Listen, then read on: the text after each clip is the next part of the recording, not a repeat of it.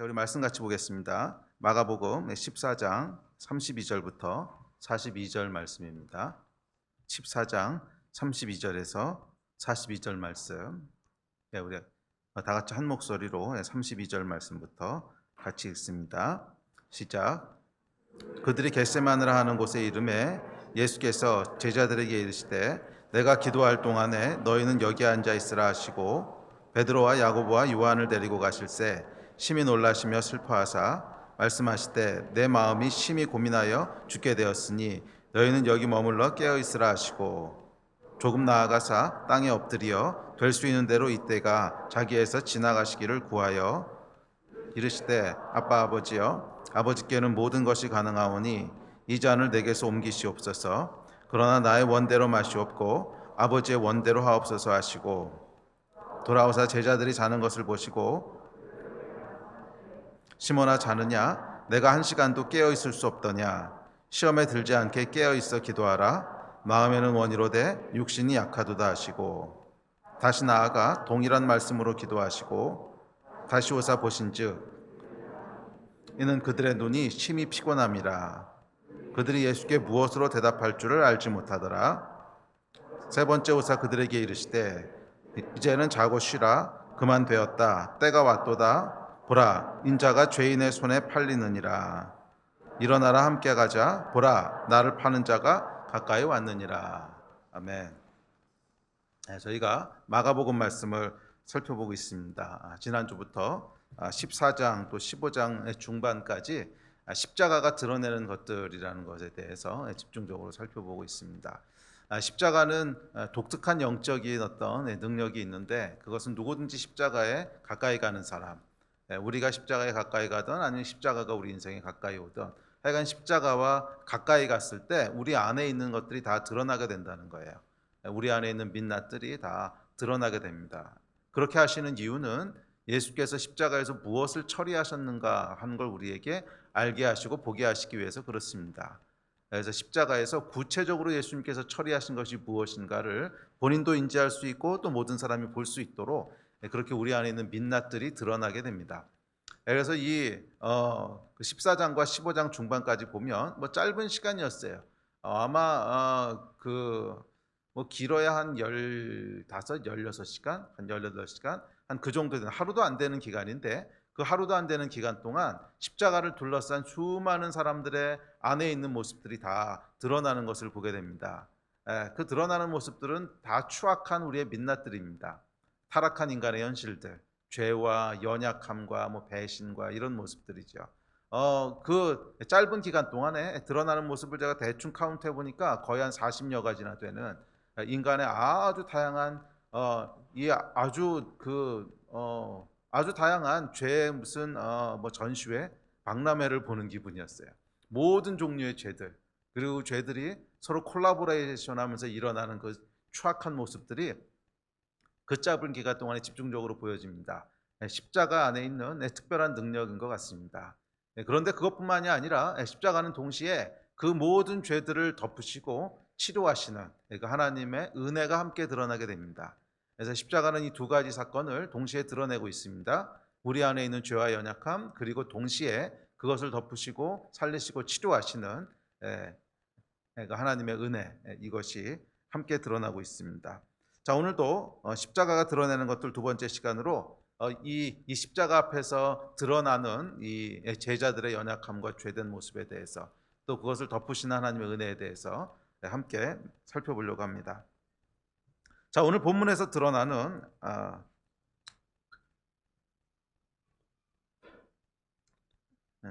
오늘 본문에서 이 십자가가 드러내는 제자들의 민낯은 영적인 둔감함입니다.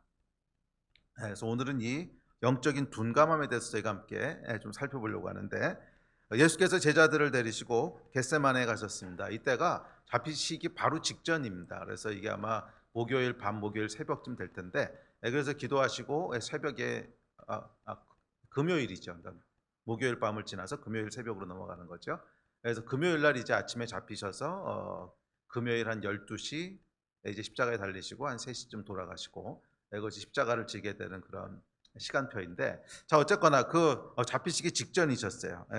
그래서 예수께서 제자들을 데리시고 겟세마네에 가십니다. 기도하러 가신 거죠.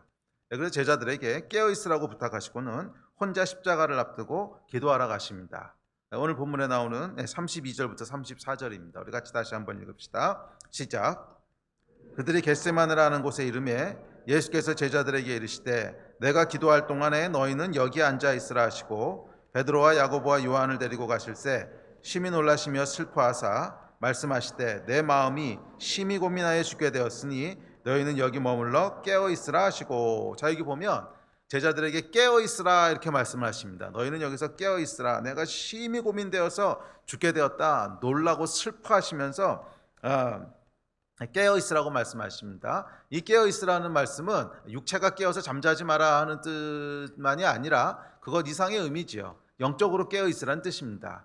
그래서 그 다음 절에 보면 깨어 있고 기도하라 이렇게 말씀하시죠. 그러니까 깨어 있으라는 말은 그냥 단순히 잠자지 말고 기다려 이런 뜻이 아니라 깨어서 기도하라, 즉 영적으로 잠들지 말고 깨어 있어라, 영적으로 긴장한 상태에 있어라 이런 말씀입니다. 이렇게 말씀하십니다.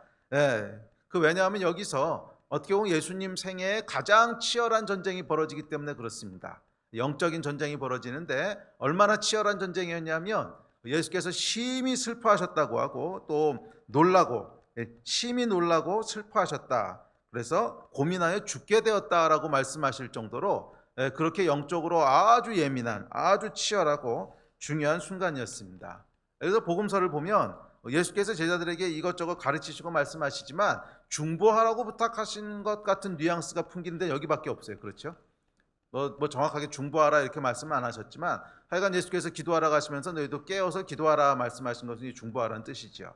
그렇게 말씀하신 건 여기밖에 없는 것을 보면 이 시간이 정말로 절박하고 중요했던 순간인 것을 알 수 있습니다. 얼마나 절박하고 중요했냐면 심히 놀라고 슬퍼하셨고 또 고민하여 죽게 되었다고 말씀하실 정도로 그렇게, 그러니까 다른 어디서도 찾아볼 수 없는 이런 표현들은 이 상황이 얼마나 급박하고 심각하고 또 영적으로 중요한 상황인가 하는 것을 알 수 있게 합니다. 자, 그런데 이렇게 영적으로 어떻게 보면 예수님 생애 가운데 가장 치열하고 중요하고 아주 예민한 순간에 제자들은 어떻게 하고 있었습니까? 참 황당한데요. 졸고 있었어요. 졸고 있었습니다. 37절입니다. 시작. 제자들의 자는 것을 보시고 시몬아 자느냐? 내가 1시간도 깨어 있을 수 없더냐? 이 중차대한 순간에요. 예수께서 심히 놀라고 죽게 되었다고 느끼시는 이 영적인 삼엄함 속에서, 이 삼엄한 한복판 속에서 졸고 있었다는 거예요. 이것은 육적으로 묘사하면 막 전쟁이 벌어져 가지고서 사방에 폭탄이 터지고 막 폭격이 일어나고 총알이 왔다 갔다 하고 그래서 일로 가면 살고 절로 가면 죽는 막 그런 절체절명의 순간에 태어나게 졸고 있었다는 거죠. 그러니까 영적으로 이렇게 생각하시면 아마 이제 비슷한 상황일 겁니다. 졸래야 졸 수가 없는, 절대로 졸면 안 되는 예수께서 이제 십자가에 오르시려고 하는, 어떻게 보면 모든 인류 역사상 가장 중요한 순간 아닙니까? 모든 인류 역사상, 인류가 존재하고부터 지금까지 모든 역사를 통틀어서 가장 중요한 순간, 예수께서 십자가에 올라가시는 이렇게 비슷하게 중요한 순간도 없어요. 가장 중요한, 그러니까 다른 어떤 것하고 비교할 수 없이 중요한 그 순간에 졸고 있었다는 거예요. 졸고 있었다는 거예요. 영적인 감이 하나도 없는 거죠. 영적인 감이 하나도 없는 겁니다. 그렇습니다, 여러분. 십자가 앞에서 드러나는 인간의 민낯은 뭐냐면 영적인 둔감함이에요. 영적인 둔감함. 지금 영적으로 무슨 일이 일어나고 있는지를 전혀 인지하지 못하는 거예요. 지금이 어떤 순간인지를 전혀 이해하지 못하는 거예요. 그래서 인생을 뒤흔들 만한 그런 중요한 순간이 와도 그것을 전혀 인지하지 못합니다. 또 어떨 때는 반대로 별 의미 없고 중요하지 않은 그런 허접한 순간에도 뭐 큰일 난 것처럼 호들갑을 떨면서 이리저리 분주히 움직이기도 합니다. 영적으로 둔감한 사람의 모습입니다. 오늘은 이 십자가가 드러내는 민낯들 중에 영적인 둔감함이라고 하는 이 주제를 가지고 그 특징들을 몇 가지 함께 살펴보려고 합니다. 저와 여러분 가운데 영적인 둔감함이 아니라 깨어있는 영적인 예민함들이 있게 되기를 주의 이름으로 축복합니다. 자, 영적으로 둔감한 사람의 특징이 무엇입니까? 첫 번째 특징이 있는데 그 특징은 무엇을 해야 되고 무엇을 하지 말아야 될지를 모른다는 거예요. 그러니까 영적으로 둔감해지면 가장 먼저 나타나는 현상이 뭐를 해야 되고 뭐를 하지 말아야 될 건지를 분별하지를 못합니다. 반대로 영적으로 깨어있는 사람은 무엇을 해야 될지를 명확하게 압니다. 그래서 영적으로 둔감하고 영적으로 깨어있는 차이는 뭐냐면 무엇을 해야 될지를 아느냐 모르느냐 하는 것입니다. 이제 십자가가 다가옵니다. 십자가는 위기입니다. 그렇죠? 물론 하나님이 계획하시고 하나님이 허락하신 것이긴 하지만 여전히 이것은 우리 삶 가운데 큰 위협이고 위기로 다가오는 일들입니다. 자, 이 위기 앞에서 예수께서는 어떻게 하십니까? 따로 시간을 떼어서 산에 올라가서 기도하기 시작하십니다. 예수께서 우리에게 보여주신 모범입니다. 하나님 자신이신 분도, 하나님 아들이셨던 예수 그리스도께서도 인생의 큰 위기 앞에서, 그 위기가 비록 하나님이 계획하시고 하나님이 의도하신 것이 있는 그 위기라 할지라도 큰 위기 앞에서 보이셨던 반응은 명확했습니다. 산에 가서, 겟세마네 가서 밤이 맞도록 땀방울이 핏방울이 되도록 깊게 기도하신 거예요. 할렐루야. 자, 그런데 그에 반해서 제자들은 어떻게 하고 있었습니까? 기도 대신에 졸고 있었습니다. 졸고 있었습니다. 이것이 이 사실이 영적으로 깨어있는 자와 둔감한 자를 가르는 차이입니다. 차이는 여러분 다른 많은 요소들에서 기인하는 것이 아니에요. 위기의 순간에 무릎으로 기도하는 자리에 나가는 자는 결국 깨어있게 되는 것이고, 그렇지 않은 사람은 영적으로 둔감해지는 거예요. 그래서 그 인생의 위기 앞에서, 십자가 앞에서 과연 기도로 반응하느냐 아니면 기도 없이 그 위기를 통과하려고 하느냐 하는 것이 영적으로 민감하냐 아니면 둔감하냐 하는 것을 가르는 절대적인 차이인 줄 믿습니다. 그래서 여러분, 기도하는 자들은 어떤 상황이 오든지 간에 결국 영적으로 깨어있기 때문에 무엇을 해야 될지를 알아요. 이 위기를 어떻게 대처해야 되는지, 무엇을 해야 될지를 알아요. 그런데 기도하지 않고 영이 잠자고 있으면 우리는 아무 대비 없이 십자가를 맞이하게 되고, 그래서 막상 십자가가 왔을 때는 무엇을 해야 될지 몰라서 우왕좌왕하게 됩니다. 그래서 보면 예수께서 기도하실 때 십자가의 본질, 지금 내 앞에 서 있는 위기의 본질이 무엇인지를 알게 되십니다. 그러니까 그전에도 물론 예수님께서 알고 계셨지만 십자가 앞에서 깊게 기도하시면서 이 순간이 모든 인류를 사랑하시고 모든 인류를 구원하시려고 하는 이 하나님의 위대한 계획이 이루어지는 순간이구나, 이 위기의 본질이 뭔지를 명확히 아셨어요. 명확히 아셨어요. 그래요 여러분, 우리가 영적으로 깨어있게 되면 위기의 본질이 무엇인지를 이해하게 돼요. 이 위기의 본질은 사탄이 나를 공격하는 거구나, 또는 이 위기의 본질은 하나님께서 나에게 허락하신 거구나, 이 위기의 본질은 내 죄 때문에 찾아온 결과구나. 우리가 기도할 때, 깊게 기도할 때 이 영적인 분별이 생기기 시작해요. 그리고 그 분별이 오면 무엇을 해야 될지를 명확히 알게 됩니다. 사단이 공격하는 거라고 하는 걸 이해하게 되면 영적으로 대응해서 싸워야 되는 거죠. 반대로 이것이 하나님께서 지금 나에게 허락하신 어떤 특별한 기간이라면 그것은 잠잠히 인내하면서 기다려야 되는 것이고, 또 그런 것이 아니고 내 죄 때문에 나온 결과라면 그것은 회개하고 돌이켜야 되는 것이고, 무엇을 해야 될지가 명백해집니다. 명백해집니다. 그리고 예수께서 그렇게 하셨습니다. 왜? 영적으로 깨어 있으셨거든. 영적으로 깨어 있으셨거든. 어떻게? 기도하심으로. 절대적인 열쇠입니다, 여러분. 수많은 인생의 순간들을 우리가 통과하게 됩니다. 십자가를 통과하기도 하고, 어떨 때는 위기가 오기도 하고, 사탄의 공격을 받기도 하고, 내 죄값을 치르기도 하고, 여러 가지 순간들을 통과하게 되는데 그 모든 순간에 대해서 우리가 해야 될 태도는 하나예요. 영적으로 깨어 있는 거예요. 예수께서 그렇게 명령하셨어요. 깨어서 기도하라 그러셨어요. 그래서 깨어서 기도하는 자는 그 위기의 본질이 무엇인지를 첫째 이해하게 되고, 본질을 이해하기 때문에 무엇을 해야 될지를 알게 돼요. 그런데 영적으로 둔감한 사람들은요, 본질이 뭔지를 몰라. 이게 지금 마귀가 공격하는 건지, 하나님께서 인내하라고 기다리라 그러시는 건지, 내 죄를 회개해야 되는 건지, 이게 분별이 안 되니까 뭐를 해야 될지도 몰라요. 위기의 본질이 뭔지를 모르니까 무엇을 해야 될지 모르는 건 당연한 거죠. 그래서 이것도 해보고 저것도 해보고 우왕좌왕 이리 뛰고 저리 뛰고 하다가 결국 당황하게 됩니다. 결국 그 위기에서 큰 낭패를 보게 됩니다. 그러나 영적으로 깨어있는 자는 깊은 기도 가운데 위기의 본질이 뭔지를 알아요. 예수께서 그러셨어요. 이 십자가의 본질은 내가 맞서 싸워야 될 것이 아니라 하나님께서 모든 인류를 구원하시기 위해서 예비하신 하나님의 구원의 계획이구나. 본질이 명확히 이해되니까 그 다음에 이어지는 예수님의 대응을 보십시오. 한마디도 하지 않으세요. 잠잠히 묵묵히 끌려가는 양처럼 때려도 그냥 가만히 있으시고, 뭐 욕을 해도 대답을 안 하시고, 너 자신에 대해서 변호하라 그래도 그냥 잠잠히 침묵하십니다. 왜? 본질이 뭔지를 명확히 하신 거예요. 이것은 맞받아 변호하거나 싸워야 되거나 하는 게 아니야. 이것은 하나님께서 지금 온 인류를 구원하시기 위해서 십자가에 오르라고 하시는 하나님의 계획이야. 본질이 명확해지니까 해야 될 일도 명확해지는 거예요. 무엇을 해야 될지를 명확히 아는 거예요. 명확히 아는 거예요. 그래서 이 예수께서 깨어 있으셨을 때, 영적으로 깨어 있으셨을 때, 이제 항상 그러셨어요. 이 장면뿐만이 아니라 복음서 전체를 보면 여러분, 예수께서 이렇게 당황하시거나 아이고 이거 생각 못하는데 큰일 났다, 이런 모습이 한 번도 없어요. 그러니까 항상 예수님께서 어떤 일을 하실 때는 무엇을 하셔야 될지를 정확히 알고 계셨어요. 지금 이 상황의 본질이 뭐고, 그래서 나는 무엇을 해야 돼, 명확하게 이해하고 계셨고, 그래서 본인이 하시는 일에 대해서 명확한 확신이 있으셨어요. 여러분 어떠십니까? 행하고 선택하시는 것에 있어서 명확히 본질을 이해하고 계시고, 그래서 확신 가운데 행하십니까? 이게 영적으로 깨어있는 자의 모습이에요. 그러니까 이게 영적으로 깨어있는 자의 모습. 지금은 소천하셨지만 그 예수원을 시작하셨던 대천덕 신부님의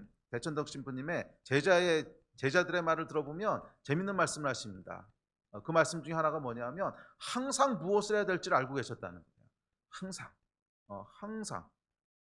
근데 뭐 막 계획을 막 하고 이런 분은 아니었는데, 물 흐르듯이 사셨는데, 뭐 오늘 2시에는 뭘 하자, 그래서 가보면 정확히 해야 될 일을 하고 계신 거예요. 나중에 아는 거죠. 이건 영적으로 너무 중요한 일이었어. 또 누구를 만나자, 그래서 만나보면 맞아, 정확히 만나야 될 사람이었어요. 그래서 너무 궁금하셨다는 거예요. 너무 궁금하셔서 신부님 어떻게 신부님은 하셔야 될 일을 명확히 하십니까? 근데 그 비결이 성령과 동행하는 거였어요. 성령과 동행하는 거예요. 그래서 여러분, 예수님뿐만 아니라 성령과 동행하는 영적으로 깨어있는 사람들의 특징은 뭐냐면 당황하지 않는다는 거예요. 무엇을 해야 되는지를 명확히 알아요. 그래서 상황에 의해서 이리저리 휩쓸려 다니면서 당황하고 우왕좌왕하고 하는 것은 영적으로 둔감할 때 일어나는 현상이고, 영적으로 깨어있는 사람들은 폭풍 속에서도 상황이 어떻게 되든지 간에 그 상황에 대한 명확한 이해를 가지고 있고, 그래서 무엇을 해야 되는지를 확신 가운데 행합니다. 절대로 당황해서 휩쓸려 다니지 않아요. 그것이 영적으로 깨어있는 사람들의 모습입니다. 저는 여러분들이 영적으로 깨어있는 삶을 사셨으면 좋겠어요. 영적으로 둔감해서 당황하고 휩쓸려 다니고 우왕좌왕하고 하는 삶이 아니라, 지금 이 일이 벌어지고 있는 본질은 이런 거구나, 이것은 지금 마귀와 싸워야 되는 거구나, 그때는 치열하게 영적 전투를 하고, 이때는 하나님께서 지금 잠잠히 죽으라 그러시는 거구나, 그럼 우리의 모든 자아와 우리의 모든 감정들을 십자가 앞에 못 박고 잠잠히 순종하고, 이것은 내 죄 때문에 그런 거구나, 그러면 정말 하나님 앞에 진심으로 회개하고 돌이키고, 그렇게 살아가면 여러분, 우리가 하는 일들에 대한 확신이 생겨요. 이것은 반드시 이렇게 해야 되는 일이야. 그리고 그 확신 가운데 움직이는 것입니다. 그게 영적으로 깨어있는 크리스천들의 모습입니다. 그건 예수님만 그렇게 사셨던 것이 아니라 모든 영적으로 깨어있는 믿음의 선배들은 다 그렇게 살았어요. 무엇을 해야 될지를 이해하고 명확히 확신 가운데 움직였어요. 깨어있는 여러분 되시기를 바랍니다. 자, 그렇다면 이 이해와 확신은 어디서부터 왔을까요? 당연히 성령께로부터 온 겁니다. 이 이해와 확신은요, 당연히 성령님께로부터 온 겁니다. 성경에 보면 예수님의 삶에 대해서 이렇게 묘사합니다. 누가복음인데요. 자, 시작. 예수께서 성령의 충만함을 입어 요단강에서 돌아오사 광야에서 40일 동안 성령님께 이끌리시며, 또 사람이 너희를 회당이나 위정자나 권세 있는 자 앞에 끌고 가거든 어떻게 무엇으로 대답하며 무엇으로 말할까 염려하지 말라. 마땅히 할 말을 성령이 곧 그때에 너희에게 가르치시리라 하시더라. 여러분이 복음서에 보면 예수님의 삶을 묘사하는데 가장 많이 따라붙는 수식어가 뭔지 아십니까? 성령께 이끌려, 성령께 충만하여, 성령 안에서. 거의 모든 예수님의 행동마다 반복돼서 나오는 꾸미는 구가요, 성령 안에서. 특별히 누가복음은 그렇습니다. 특별히 누가복음 한번 읽어보세요. 계속 예수님께서 하시는 일거수일투족에 대해서 성령께 이끌려, 성령께서 인도하셔서, 성령 안에서, 성령의 충만함으로 계속 성령 안에서 했다는 거예요. 그러니까 예수님의 삶의 본질은 뭐냐면 성령께 이끌렸다는 거예요. 만약 예수님께서 성령께 이끌리신 것이 아니고 하나님이시기 때문에 이렇게 사셨다면 우리에게 소망이 없어요. 우린 예수님이 아니니까. 그렇지만 예수님께서 성령께 이끌려서 이렇게 사신 거라면 우리도 똑같이 할 수 있는 거야. 그 성령께서 우리와 함께 하시기 때문에. 아멘.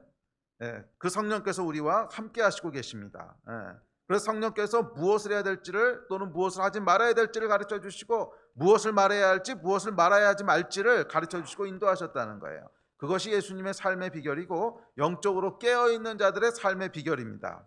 성경은 예수 위에 임하셨던 이 성령님에 대해서 이렇게 묘사합니다. 이사야서입니다. 자, 시작. 이새의 줄기에서 한 싹이 나며 그 뿌리에서 한 가지가 나서 결실할 것이요 그의 위에 여호와의 영 곧 지혜와 총명의 영이요 모략과 재능의 영이요 지식과 여호와를 경외하는 영이 강림하시리니. 이것은 이제 메시아에 대한 예언이죠. 이새의 줄기에서 한 싹이 나며 예수님에 대한 예언인데 그 위에 여호와의 영 성령께서 임하시는데 그 영이 어떤 영이냐면 지혜와 총명의 영이고 모략과 재능의 영이고 그리고 지식과 여호와를 경외하는 영이라는 거예요. 이 영이라는 거예요. 이것이 성령님의 속성이고 특징이라는 거예요. 그래서 성령님은 지혜와 총명의 영이시고 모략과 재능의 영이시고 지식과 하나님을 경외하는 영이에요. 그래서 지금 이 위기의 본질이 무엇인지를 알게 하시는 그런 지식과 지혜의 영이시고 그래서 내가 무엇을 해야 될지를 가르쳐 주시는 총명과 모략의 영이시고 그것을 알게 됐으면 내가 그 뜻에 순종할 수 있도록 도우시는 능력과 재능과 무슨 영이라고 했어요? 여호와를 경외하는 영이라고 그랬어요. 여호와를 경외하는 영. 그래서 이 성령께서 가르쳐 주신 것을 순종할 수 있도록 여호와를 경외하게 하시고 그 삶을 살아낼 수 있도록 재능을 주시고 하는 영이 성령님이시라는 거예요. 그래서 예수 위에 임하셨던 영은 이 영이었어요. 그래서 이사야서 11장 1절 2절을 보통 Seven Spirit of the Lord라고 부르는데 성령의 7가지 속성이라고. 하여간 그 7가지 속성 가운데 계신 분이 성령님이세요. 그래서 성령 안에 계실 때 우리가 무엇을 하게 되냐면 이 상황의 본질이 뭔지를 이해할 수 있는 지혜와 지식이 생겨요. 또 그래서 내가 이 상황 가운데 이렇게 해야 되겠구나 하는 것을 알 수 있는 모략과 또 총명이 생겨요. 그리고 그것을 살아낼 수 있도록 하시는 능력과 또 하나님 앞에 순종할 수 있는 힘들을 주세요. 그게 성령님이세요. 그래서 이 예수께서 무엇을 하셔야 될지를 명확히 하시고 확신 가운데 행하셨던 이유는 뭐냐면 성령님께 있어요. 자, 그런데 반대로 영적으로 둔감한 사람은 성령과 코드가 맞지 않습니다. 성령님의 코드를 따라가지 않아요. 왜? 영적으로 둔감하니까. 그래서 그냥 자기 생각대로 살아요. 그러다 보니까 지금 이 상황에 대한 이해가 전혀 없습니다. 전혀 없어요. 영적인 이해 말이에요. 사탄을 대적해야 될 때인지 겸손하게 인내해야 될 때인지 죄를 회개해야 될 때인지 전혀 몰라요. 그래서 십자가를 맞이하는 제자들의 모습을 보십시오. 잠잠히 확신 가운데 움직이시는 예수님과는 정반대되게 당황해서 우왕좌왕합니다. 무엇을 해야 될지를 전혀 모릅니다. 그래서 칼을 뽑아서 말고의 귀를 자르지를 않나. 또 나중에 보면 작은 여자애 하나가 너도 같이 있었지 막 그랬더니 무서워서 옷 벗어 던지고 도망가지를 않나. 근데 도망가다가 또 어떻게 생각해요? 어이구 이렇게 도망가면 안 되는데. 그래도 우리 스승이 어디로 잡혀가는지는 봐야지. 그래도 쫓아가다가 또 중간에 어떤 사람이 너도 안 패지 그랬더니 아니야 그러고 도망가고. 이게요 일관성이 없어. 뭘 해야 될지를 전혀 모르는 거죠. 그냥 상황에 맞춰서 행동하는 거. 그렇죠? 상황에 맞춰서 행동하는 거. 위기가 오면 칼을 뽑고 위협하면 도망가고 걱정되면 다시 다가가고. 이게 뭐예요? 전혀 일관성도 없고 무엇을 해야 될지를 전혀 몰라. 그냥 상황에 맞춰서 움직이는 거예요. 그렇지 않습니까? 상황이 허락하면 좀 가는 것 같다가 위기가 오면 도망갔다가 또 방어해야 될 것 같으면 칼 꺼냈다가 그러는 거죠. 이게 여러분 제자들의 모습이에요. 근데 예수님의 모습을 보면 아주 일관성이 있으세요. 왜? 무엇을 해야 될지를 아시거든. 지금은 잠잠히 십자가에 죽어야 되는 때야. 그래서 한마디도 하지 않으시고 능력이 있으셨음에도 불구하고 다양하지도 않으시고. 그것이 여러분 영적으로 깨어있는 자의 모습, 성령과 동행하는 자의 모습입니다. 그래서 제자들처럼 이렇게 둔감한 자들이 되지 마세요. 깨어있는 자들이 되세요. 그리고 그 차이는 뭐예요? 기도예요. 기도. 결국 기도할 때 성령과 한 코드가 되는 거거든요. 결국 기도할 때 성령님의 그 깊은 임재 가운데 들어가게 되는 거잖아요. 그래서 이렇게 말씀하셨습니다. 38절입니다. 시작. 시험에 들지 않게 깨어 있어 기도하라. 마음에는 원이로되 육신이 약하도다. 시험에 들지 않게 깨어 있어 기도하라 그러셨어요. 깨어 있어 기도하라. 그것이 결국 열쇠예요. 자, 둘째.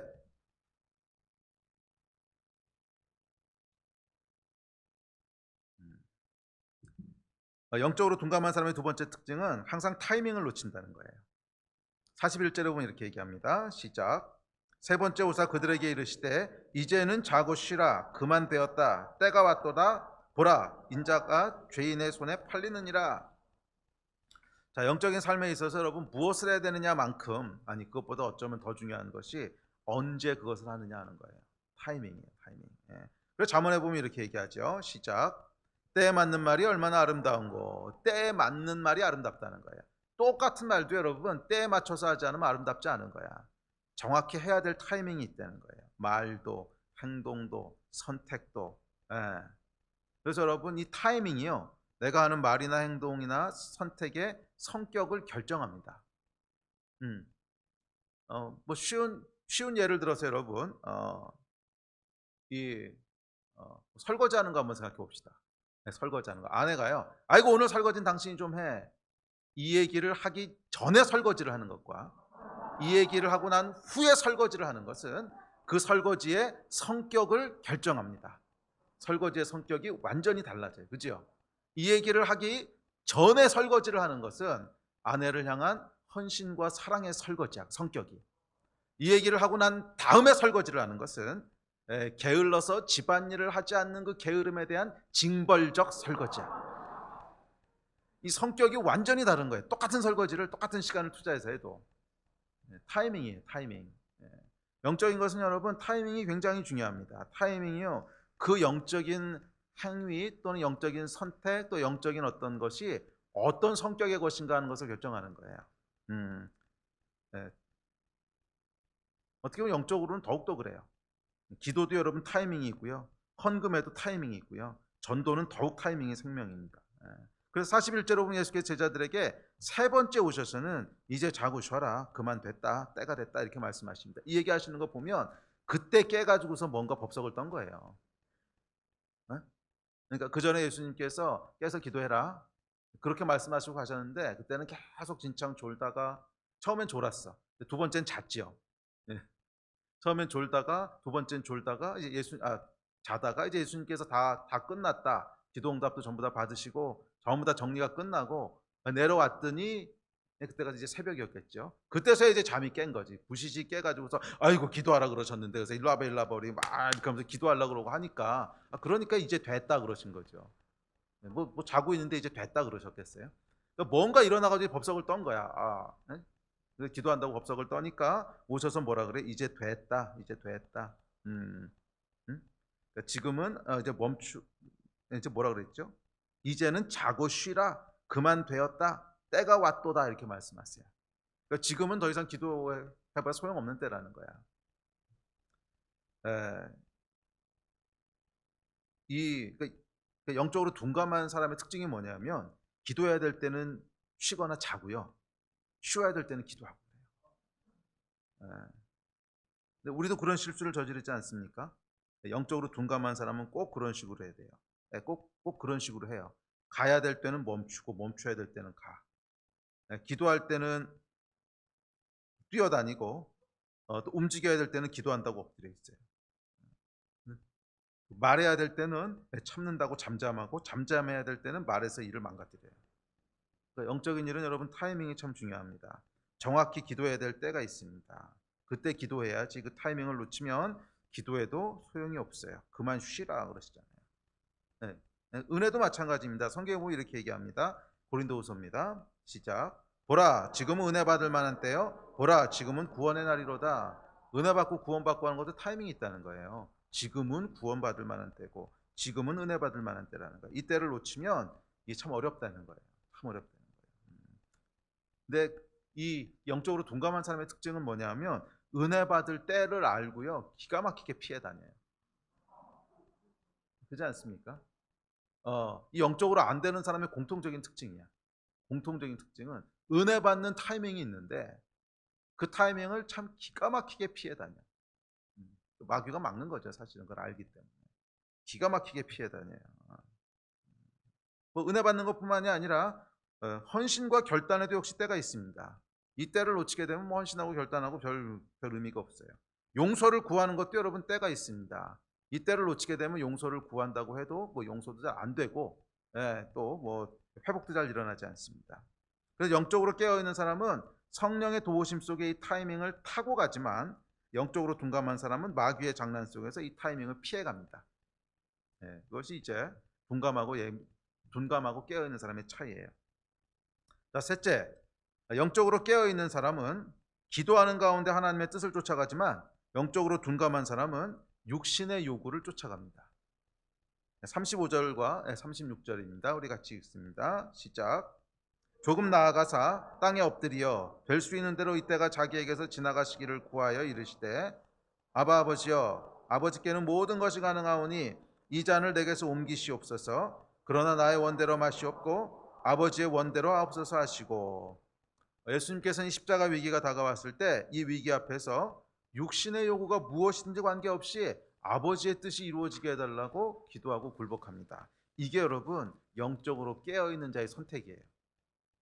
영적으로 깨어있는 사람은 상황이 어떻든, 내 이익이 어떻든, 내 뭐가 어떻든, 욕구가 어떻든 그것을 쫓아가지 않아요. 깨어있는 사람은 상황을 쫓아가지도 않고요, 또 내 안에 있는 어떤 욕구를 쫓아가지도 않아요. 깨어있는 사람은 항상 무엇을 쫓아가요? 하나님의 뜻을 쫓아가요. 항상 하나님의 뜻을 쫓아가게 돼요. 그래서 성공하는 거예요. 그래서 하나님의 복을 누리게 되는 거예요. 자, 그런데 반대로 둔감한 사람은 어떻습니까? 위기 앞에서, 십자가 앞에서 아버지의 뜻과는 전혀 상관없이 육체의 요구를 따라 삽니다. 졸리면 그냥 자는 거예요. 그렇죠? 졸리면 그냥 자는 거야. 영적으로 지금이 어떤 때이고, 분명히 하나님께서는 그 시간에 깨어서 기도하기를 원하시는 것이 뜻이었는데, 그것과 관계없이 그냥 내 육신이 피곤하면 자고, 내 육신이 원하면 먹고, 내 육신이 또 원하면 행동하고, 그렇게 살아가는 것이 영적으로 둔감한 사람의 모습입니다. 그래서 영적으로 예민한 사람은요, 항상 영적인 반응을 보이고요, 영적으로 둔감한 사람은 육체의 반응을 보입니다. 그냥 육체가 원하는 대로 따라 산다는 거야. 환경이 이끄는 대로 따라 산다는 거야.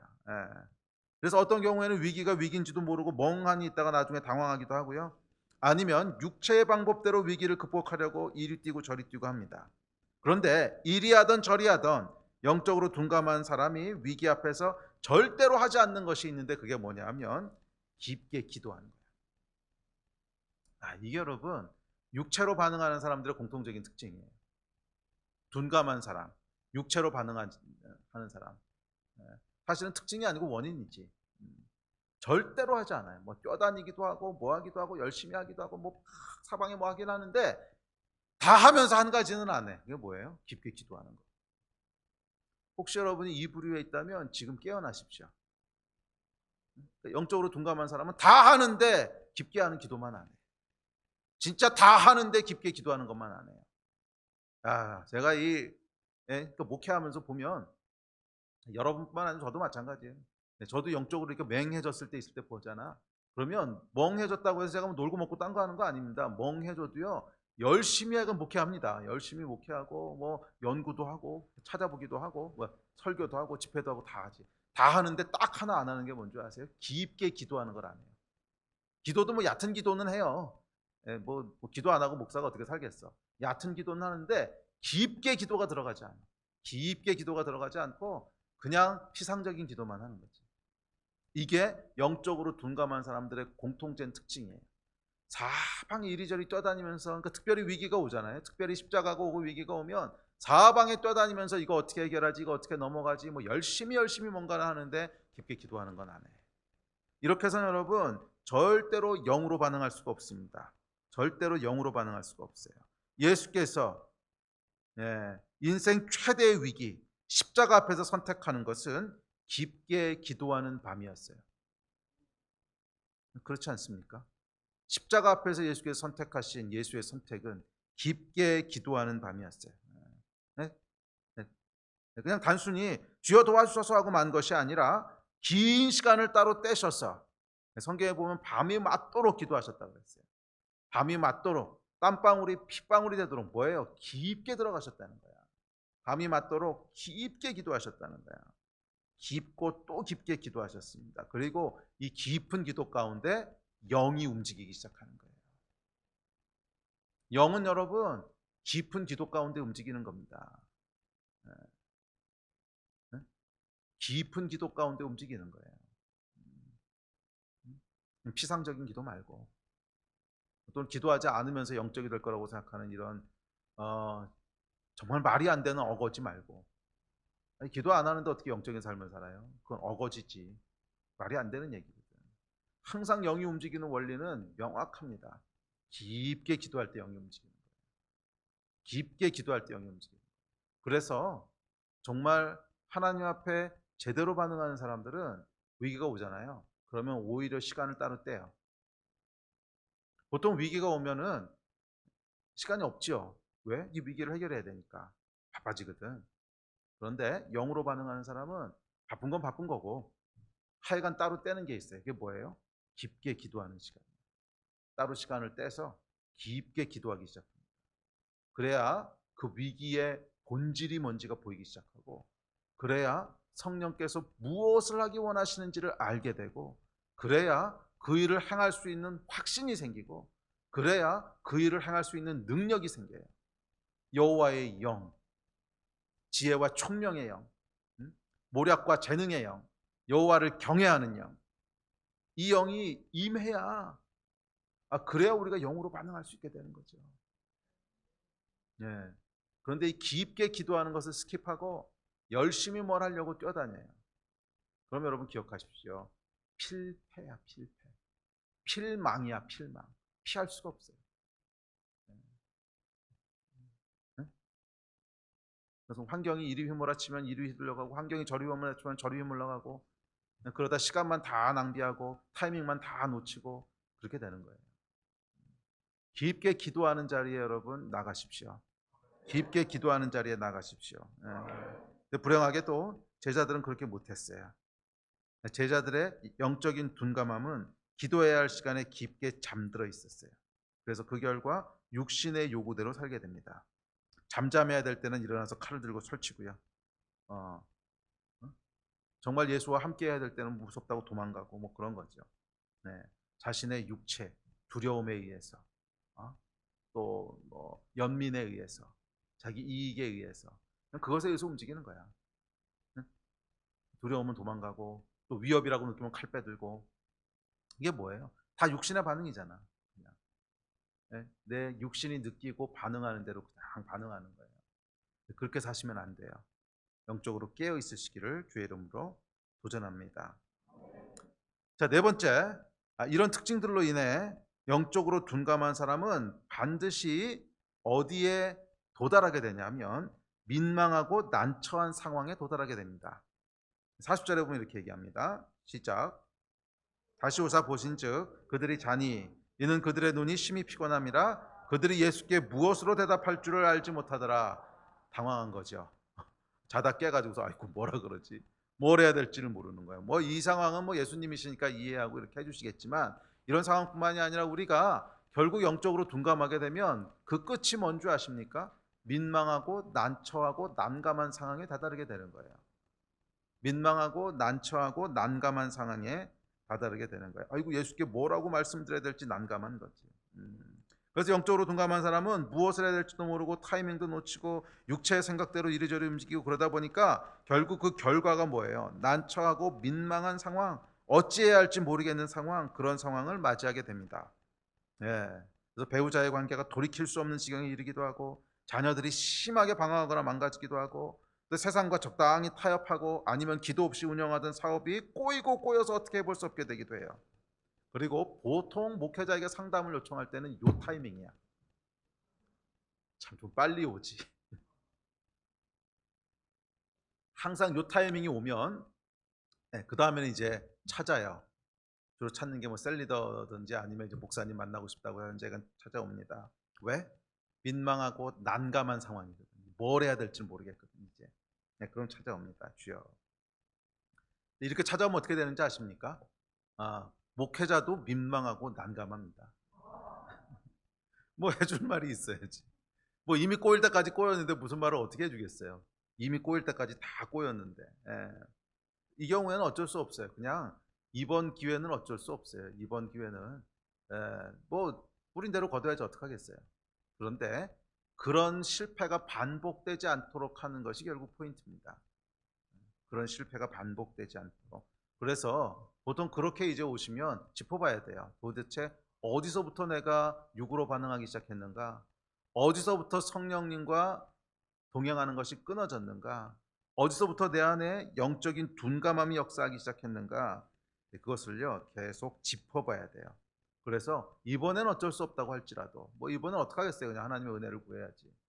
그래도 이 다음번에는 그런 패턴이 반복되지 않도록. 그래서 정말 영적으로 둔감해서 육으로 살아가는 자가 아니라 영으로 깨어서 성령과 동행하는 자가 되도록 그렇게 하는 수밖에 없습니다. 그래서 뭐 방법은요 이제 목회자를 찾아오지 않던 답은 똑같습니다. 기도로 살아야 된다는 거예요. 결국 답이 없어요. 왕도가 없어요. 깊게 기도하면서 성령께서 보여주시고 인도하시기를 구하는 것. 뭐 이거 말고 뭐가 있겠습니까? 성령께서 위기의 본질을 보여주시고 또 이 위기의 십자가 앞에서 내가 무엇을 해야 될지를 알게 하시고 언제? 깊게 기도할 때. 이게 예수님 보여주신 모범이잖아. 겟세마네 기도.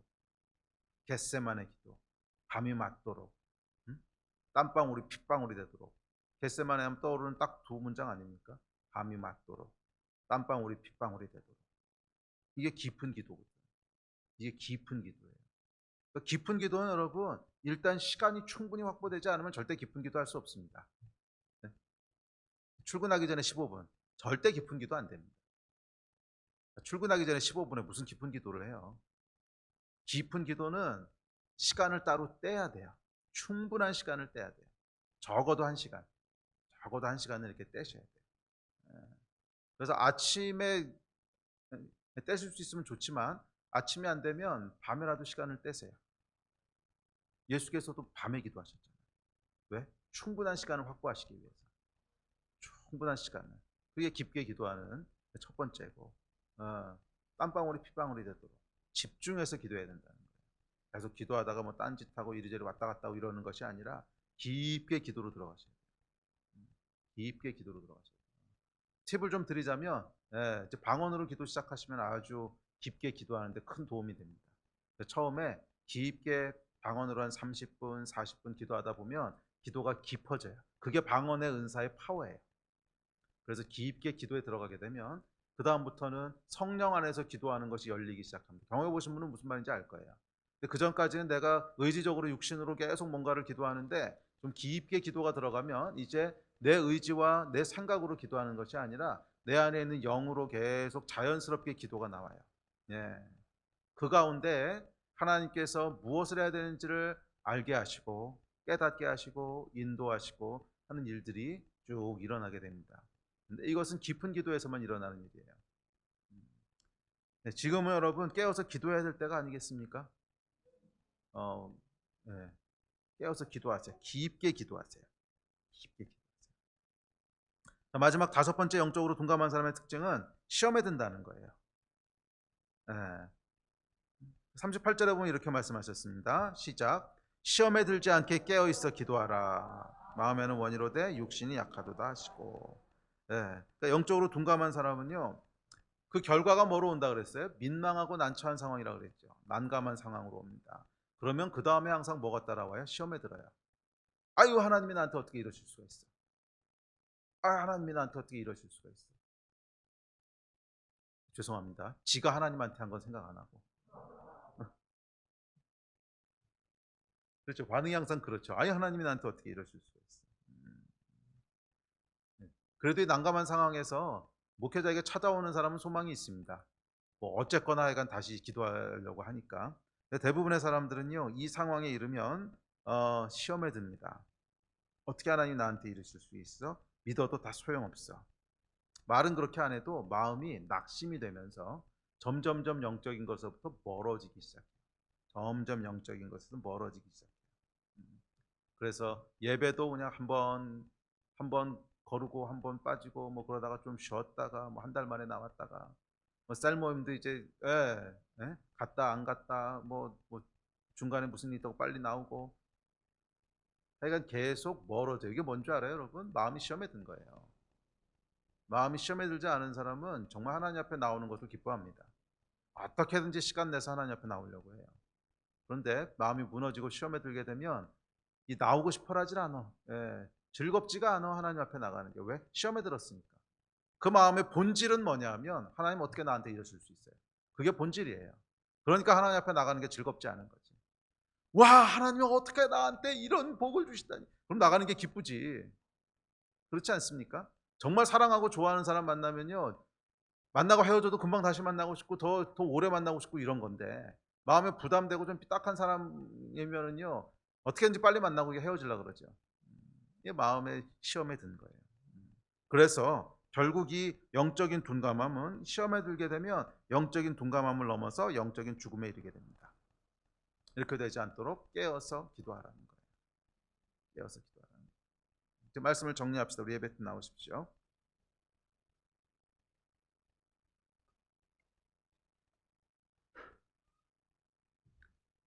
여러분의 영적 상태는 어떠십니까?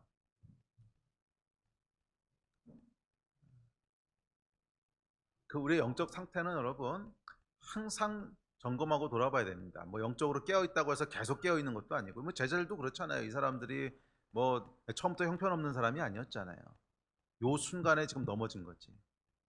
그렇죠? 또 나중엔 다시 일어나잖아요. 또 그 전에 이 베드로가 예수님 앞에서 주는 그리스도시요 살아계신 하나님의 아들이시니다, 또 그 얘기할 때는 또 엄청 깨어 있었잖아. 우리의 삶이라고 하는 것은 뭐 인간은 그렇게 강하지 않습니다. 그래서 계속 넘어지기도 하고 일어나기도 하고 넘어지기도 하고 일어나기도 하고 그러는 거예요. 지금은 넘어져 계십니까? 일어나 계십니까? 어? 네. 그러니까 여러분들의 어떤 영적인 성숙도를 얘기하는 게 아니라 지금 깨어 계십니까? 졸고 계십니까? 조금 더 단도직입적으로 요즘 기도가 잘 되십니까? 안 되십니까? 요즘 기도하면 깊게 기도가 들어가지십니까? 아니면 자꾸 기도하면 딴 생각나고 자꾸 뭐 어쩌고 저쩌고 이렇게 되십니까? 네. 영적으로 깨어 계십니까? 아니면 둔감하신 상태입니까? 오늘 이 예배에 영적인 예민함을 회복하십시오. 성령께 간절히 구하십시오. 주님, 영적인 둔감함에서 빠져나오게 해주십시오. 영적으로 깨어있게 해주십시오. 더 깊은 기도로 들어가게 해주십시오. 거기서 제일 중요한 건 여러분의 의지입니다. 예수께서도 겟세마네에서 밤이 맞도록 땀방울이 핏방울이 되도록 기도하기를 선택하셨듯이 여러분도 그걸 선택하셔야 돼요. 근데 선택하지 않고서 자연스럽게 성령께서 내 마음을 좀 바꿔주셨으면, 아니요, 하나님이 우리를 그렇게 만드시지 않으셨어요. 선악과를 중심으로 만드셨어요. 우리가 의지적으로 선택할 때 성령께서 도우시려고 기다리고 계시는 것이지, 물론 결국은 성령께서 하시는 일입니다. 우리의 힘으로 하는 일이 아니에요. 그렇지만 우리가 의지를 들여서 성령 앞에 나갈 때 도우시려고 준비하시는 성령께서 도우시는 것이지, 의지가 준비되어 있지 않으면 절대로 성령께서 우리 통해서 도우실 수 없어요. 지금 여러분 어느 때보다도 중요하고 어느 때보다도 예민한 그런 시기입니다. 적어도 영적으로 그런 시기예요. 여러분 개개인은 어떻게 느끼실지 모르겠지만 한국교회가 지난 30년, 40년 사이에 이런 어떤 위기를 맞아본 적이 있습니까? 사실 없거든요. 뭐 개개인 여러분 어떻게 느끼실지 모르겠지만 교회 전체가 지난 30년, 40년, 아니 어쩜 6.25가 그러니까 한국전쟁 끝나고 난 다음부터 지금까지 사이에 뭐 이런 정도의 위기를 맞아본 적은 없어요. 물론 이것이 질병으로 인한 팬데믹으로 인한 피해이긴 하지만, 하여간 뭐 이유가 어떻든지 간에 뭐 이런 정도로 이런 급격한 변화가 일어나고 또 우리가 기존에 해오던 것들이 질서들이 다 새로 바뀌게 되고 하는 큰 변혁과 변화와 위기 앞에 있는데, 아니 지금처럼 기도해야 될 때가 어디 있어요? 지금처럼 집중적으로 기도해야 될 때가 어디 있습니까? 어쩌면 지금이 앞으로 10년, 20년 우리의 영적인 운명을 결정하는 타이밍인지 몰라요. 지금 여러분들이 어떻게 반응하냐에 따라서 앞으로 5년, 10년, 20년이 결정된다는 거예요. 네. 영적으로 둔감한 자로 살아가는 자는 이 운명의 기회를 놓치는 것이고, 영적으로 깨어있는 자는 이 놀라운 하나님의 변화의 파도를 타게 될 것이고, 그렇게 되는 때라는 거예요. 네, 그렇게 되는 때라는 거예요. 제가 지난 금요일 날도 잠깐 설교를 나눴지만, 비대면 예배가 조금 길어지면서 제 안에 느껴지는 위기가 있어요. 영적인 그런 샤프함들이 좀 사라지는 것 같은 느낌이야.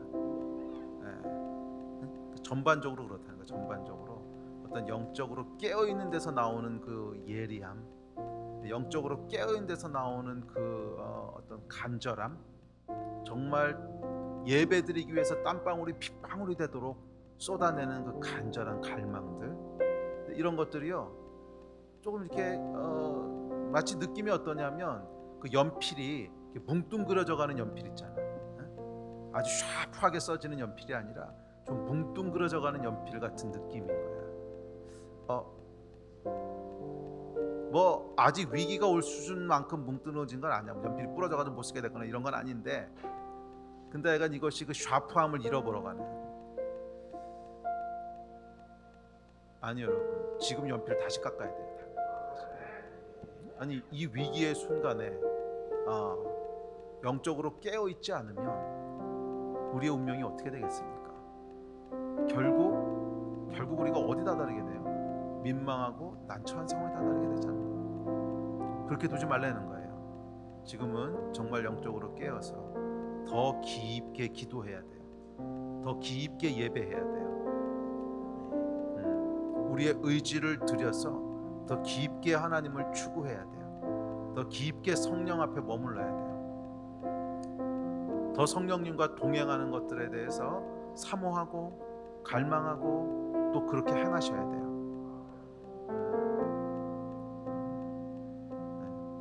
그럴 때 저희를 도우시기 위해서 준비하신 성령께서 우리를 도우셔서 우리의 영적인 운명들이 하나님의 계획대로 풀어져 가게 될 거예요. 그런 여러분 되시기를 주의 이름으로 축복합니다. 아멘. 우리 일어나서 좀 기도합시다.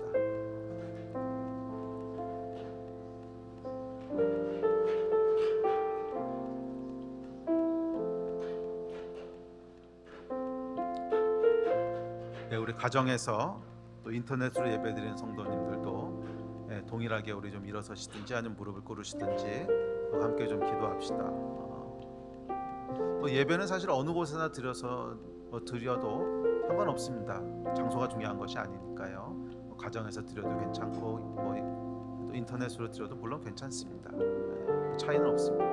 그런데 중요한 것은 우리가 깨어 있을 수 있느냐는 거예요. 정말 하나님 앞에 나아가는 감각을 계속 가지고 있을 수 있느냐, 내 안에 진짜 하나님을 향한 갈망, 성령님을 향한 갈망, 예배를 향한 그 갈망들을 그대로 유지할 수 있느냐 하는 것은 굉장히 관건입니다. 그래서 사실 우리가 모이기를 계속 힘쓰는 이유 중에 하나는 인간이 연약하기 때문에 보이는 것에 영향을 받아요. 함께 모여서 예배 드릴 때 그것이 우리의 예배에 도움이 되는 것은 사실이죠. 그러나 상황상 환경상 모일 수 없고 또 가정에서 인터넷으로 예배 드려야 되시는 분들, 인터넷으로 예배 드리는 것 자체가 잘못됐거나 죄책감을 가진 필요는 없습니다. 그러나 우리의 마음을 깨어있도록 유지하기 위해서 훨씬 더 많은 열정들이 필요해요. 그것을 유지하기 위한 마음들이 필요합니다. 우리 함께 좀 기도합시다. 기도할 때 주님이 거룩한 주일, 우리가 주님을 만나고자 하는 열망 가운데 왔습니다. 예배하고자 하는 열망 가운데 왔습니다. 우리의 영이 깨어있게 하여 주십시오. 우리의 영이 둔감해지지 말게 하여 주시고 정말 하나님께 대해서 살아있는 영이 되게 하여 주시고 깨어있는 영이 되게 하여 주시고 갈망하는 영이 되게 주여 역사하여 주시옵소서. 우리의 마음을 여오니 성령님 도우소서. 성령님 도우소서. 우리의 마음을 주님 움직여 주시고 우리의 마음을 격려하여 주셔서 예배의 자리로 들어가게 하여 주시고 더 깊은 기도와 더 깊은 예배 가운데로 들어가게 하여 주시옵소서. 이 마음 가지고 우리 함께 좀 기도하고 예배합시다. 기도하시겠습니다.